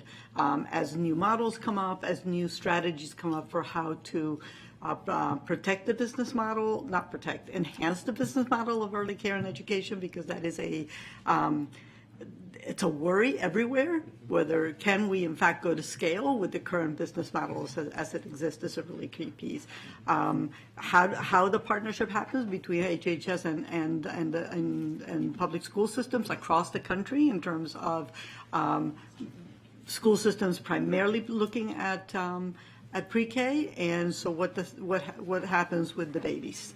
And what happens to the business model when school systems have the pre-Kers and the child care providers have the babies. So all of that has to be part of our ongoing conversation and analysis to make sure that we don't hurt one part of the system when we're trying to invest in another. So making sure that we're constantly appraised of what's happening nationally and what information is out there. So that's been a big part of the work that we've all been doing and we've all been engaged in. It reminds me that we're participating to that point with the Pritzker Foundation on the 0 to 3 planning grant. So it keeps us in touch with what's going on around the area. And the other one is that the ECCC received a federally funded grant for $50,000 from MSDE to focus on community awareness, outreach on early childhood experiences and learning before entering school. So just two things that we are driving forward on as we do this process.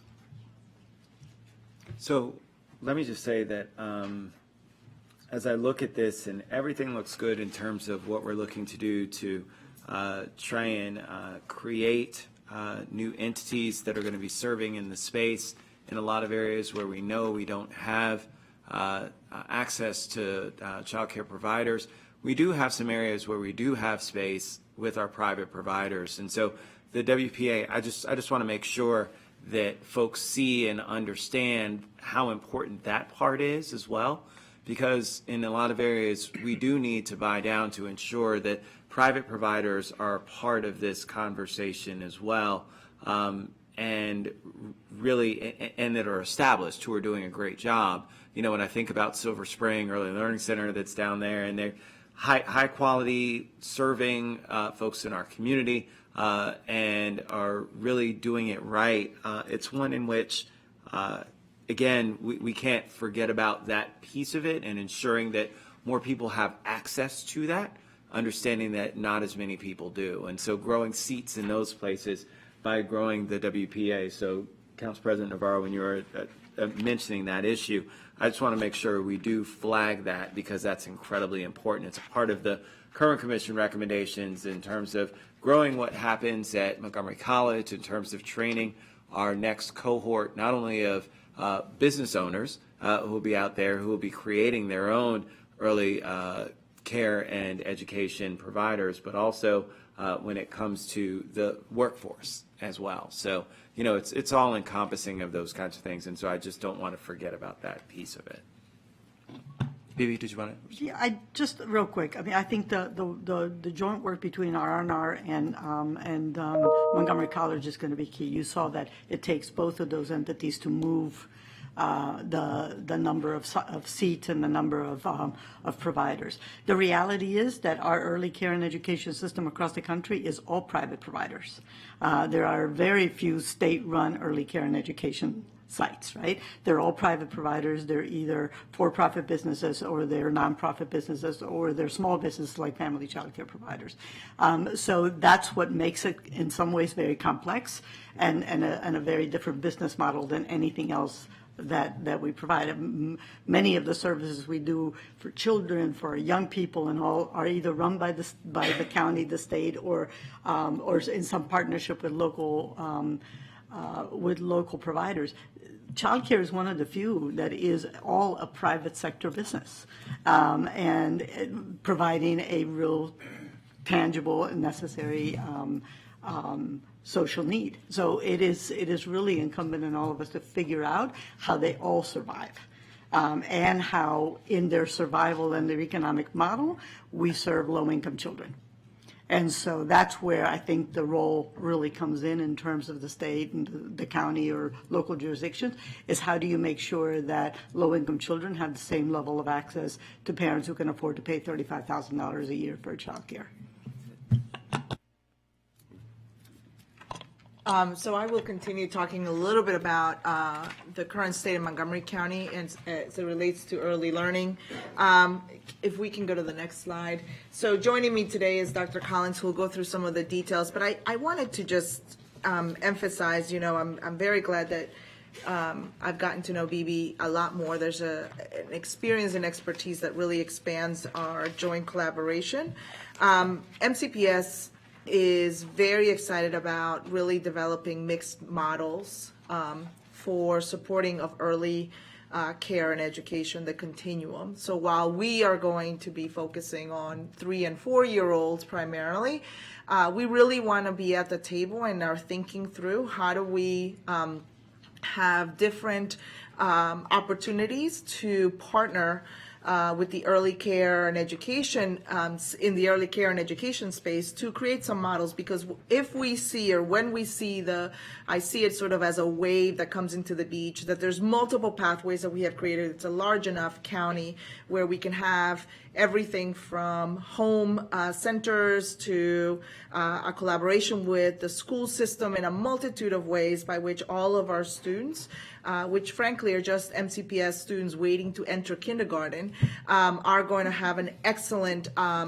education and experience before they start with us officially in kindergarten. So we really do see this part, and I just want to thank you publicly because we see ourselves in that, and learning about the business models also helps us. We're also talking about how we support the workforce component of this. So we are in talks with Montgomery College about whether we are going to expand our early college programs, specifically to develop some students right off the bat by the time they graduate from high school that can go right into our early childhood space, because they will have both an AA and a high school diploma. So many of our students are ready for that, and I think there's ways in which we also can support the workforce development arena.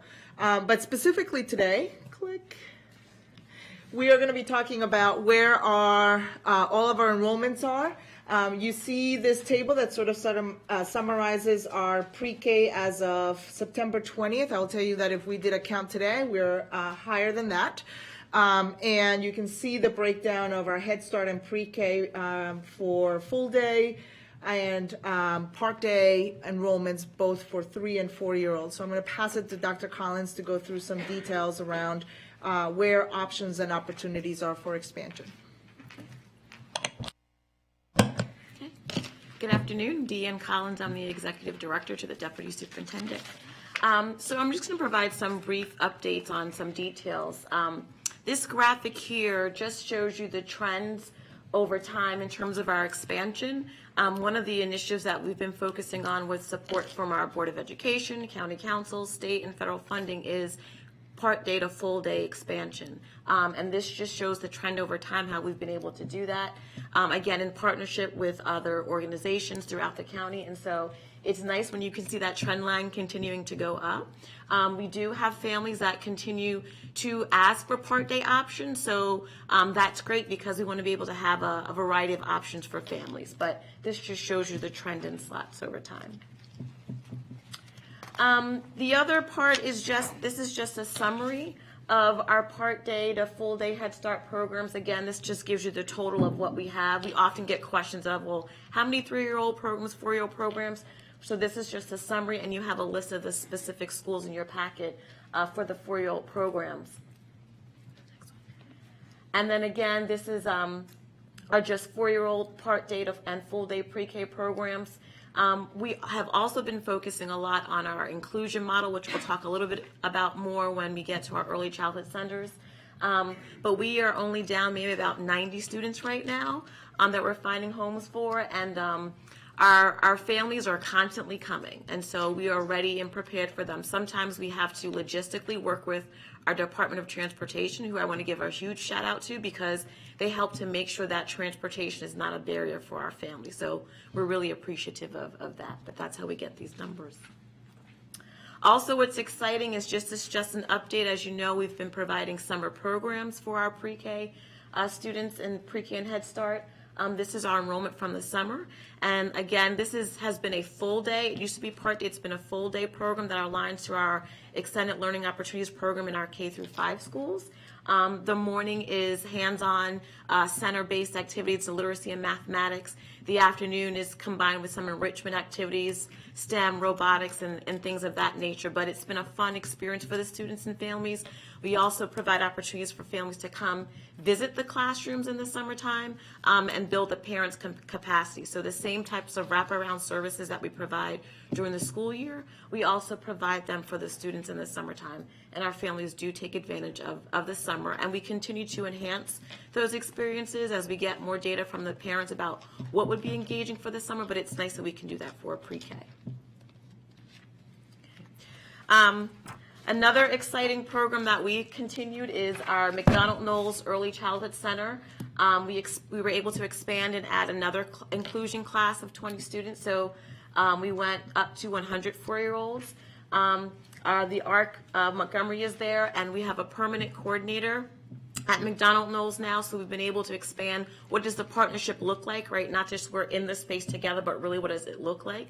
So this summer, actually, for example, the ARC was hosting a field trip. So the children that were at the Center for Summer Programs got to do a field trip together with the students in the ARC. They took a train ride around the facility there.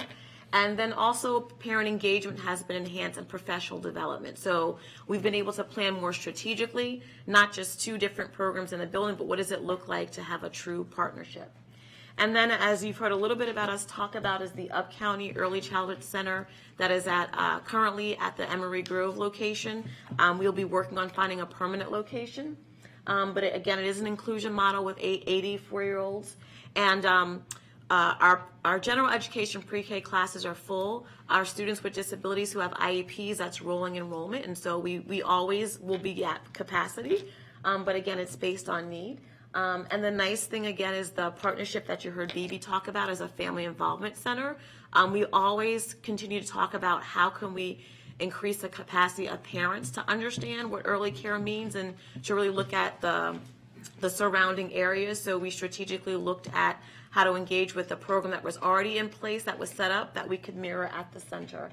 We're actually having a celebration on October 30th that everybody could come to celebrate this opening, but now we have a down county location and an up county location as well. So we're creating this pipeline of early childhood for students and for families. And just in closing here, we continue to explore options for expansion. Again, space is at a premium, but it is something that we're constantly looking at, where we do have existing spaces that might have a morning and afternoon. For example, one of the things we were able to do this year is transition one of those part days into a full day, and there was a space for a part day. So we didn't lose the students, but we were able to expand. So we look at creative solutions to be able to do that. We also have been monitoring sometimes with our full day, sometimes our part day enrollment goes down. So we strategically think, how can we move things around? So we continue to look at that. And then with our Head Start programs and our partnership, we look at how we can expand our 3-year-old programs as well and where we have space to do that. I think that's it. So let me just start off by saying thank you to MCPS. Not only have you been rolling with making sure that we're prepared for some iteration of Kerwin when it comes out about expansion of early care and education, but also in thinking outside of the box. I know you've been working with my office in some very innovative ways in which people are trying to expand early childhood education models that may involve other developments and spaces throughout the county. So I really appreciate that. I think we're going to have to get as creative as we can to bringing this to more communities around. So I just wanted to say thank you for that. Let me turn to Councilmember Glass.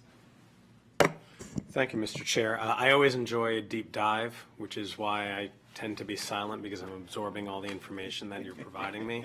And so now that we're coming up towards the end of the allotted time, I just have a quick question for you, Dr. Collins. In all the data that you provided, slides, I think slide number 7 talks about the summer program and the number of sessions.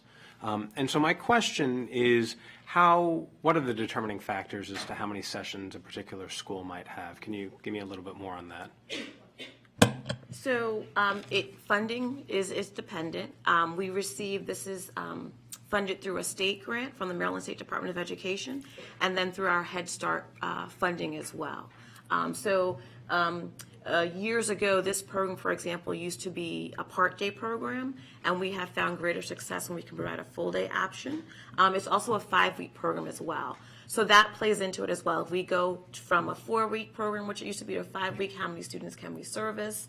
The cost for teachers, the wraparound service, so that plays into that. So the beauty, for example, is when we initially received the $2.5 million that our superintendent put into the budget in year one. Once we opened up the McDonald Knowles Center, we looked at, were there any savings that we would have because we opened, right? And so we look at reallocating that funding to other early childhood programs. And so that's what we continue to do in terms of where we can expand. And we also look at the feeder patterns as well to make sure we're tapping into where the greatest need is. So those are some of the decisions that we make in terms of expanding. And so within this grouping right here, what are the determinants between McDonald Knowles and one of the other sites if there's just one session? If there, because if there's a need, a same standard of need met by state or federal requirements, I'm just curious as to why some have more sessions than others. Good afternoon. I'm Verna Washington. I'm the supervisor for pre-kindergarten and Head Start. Summer school programming is provided for rising kindergartners in the Extended Learning Opportunities programs in the Title I schools. Those children have access to summer programming. The programs you see here that are listed here are for pre-K and Head Start students who attend a non-Title I school. So it depends from year to year the amount of funding we receive from the Office of Head Start at the state level, how many Head Start classes we are able to provide. And as Dr. Collins said earlier, we do look at the areas of greatest need based on the number of children who would need a slot for summer school because they attend a school that does not offer summer programming. And the funding also came from the $2.5 million to provide a summer program at McDonald Knowles for those 4 classes. So that was actually an expansion this past summer for our students who are in pre-K programs or who are eligible for pre-K. Thank you very much. Chair Albanos. No? Council President Navarro. Sorry. Well, just wrapping up my remarks, just really, again, really grateful. Bibi, I think that what the last remarks that you made are so important. It is so critical for us to put into context what we're trying to do. And the reality is that, as you were saying, this is by far a private sector sort of endeavor. And it's always been a real challenge to get, for example, the federal government to recognize that this is not like a personal responsibility issue, that this really is something that as policymakers we have to invest in. And it's always been that, struggle. So I think what we're doing in Montgomery County writ large is that we're saying, as local government, we want to take some responsibility. We want to do this. Because it's also not just an altruistic thing, right? I mean, it is an economic imperative. It has everything to do with workforce development. It has everything to do with our economic stability. I mean, it just makes so much sense. The return on investment is clear. And I'm excited that we're doing this in such a comprehensive and multidisciplinary fashion. So it also, what you were saying, it speaks to the fact that, yes, we do have to sometimes do this thing of strategizing and first investing where the low-income children are, because those are the families that don't have access. We know the stories. So, when we talk about our racial equity and social justice policy and legislation that we're going to adopt, all of this really comes into play. But really, that bottom line is so important for us to discuss time and time again. So I'm really excited, because there are not that very many jurisdictions, though, that are kind of saying, hey, we're not just going to study it and put plans forth, but we're going to put money behind it.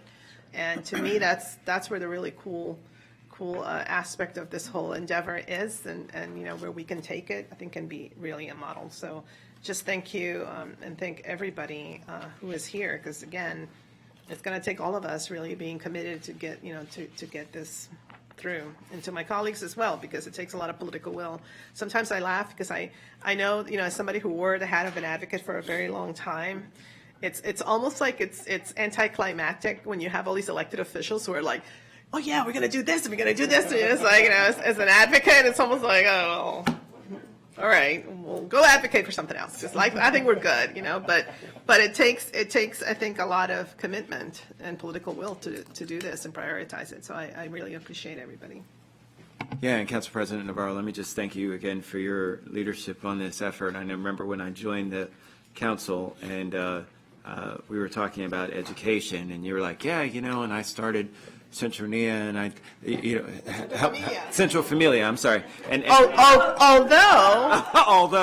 I have to say, I do have to say that there was this tiny little interesting partnership between the president of the Board of Education and the chair of the Education Committee back in the day to get a certain superintendent to release certain community slots. That's right. That was able to get Central Nia into Montgomery County. I knew there was a tie there. and really is about really trying to make sure that we highlight again how important it is for this access, because we continue to talk about the achievement, equity, opportunity gap, and the reality is it starts here. And we start to see that, and it just further expands beyond the years that go on. And it's so hard when you're already behind the 8 ball, and understanding that such nuanced differences. I mean, when I look at my own children who had the opportunity to have advanced pre-K opportunities, and then their performance in school. And it's a no-brainer that it helped them, and so there's no wonder why they're in advanced classes now, each of them. It's not because they have a father who cares about education and is the chair, but it's about expanding those opportunities. And any child, regardless of who their parents are and what they do, who has this opportunity will have that same access for their children as well, and that same ability for their children to succeed. That's what it is, and that's why education truly is the great equalizer. And it's one in which we're fighting for that opportunity for all of our kids. And so, just as the council president said, it's great when all of us are trying to out pre-K each other. I mean, it's a beautiful thing for the folks who are in the space. It really, really is. And so I just really want to thank my colleagues, thank everybody for coming. Again, this will be another budget topic that we talk about as the budget gets closer. So Dr. Kroll, Dr. Navarro, I look forward to working with you guys and with my compatriots on the EC and HHS committees as we go forth to try and expand opportunities. So thank you very much for everything this evening. Councilman. All right, we're adjourned. Thank you.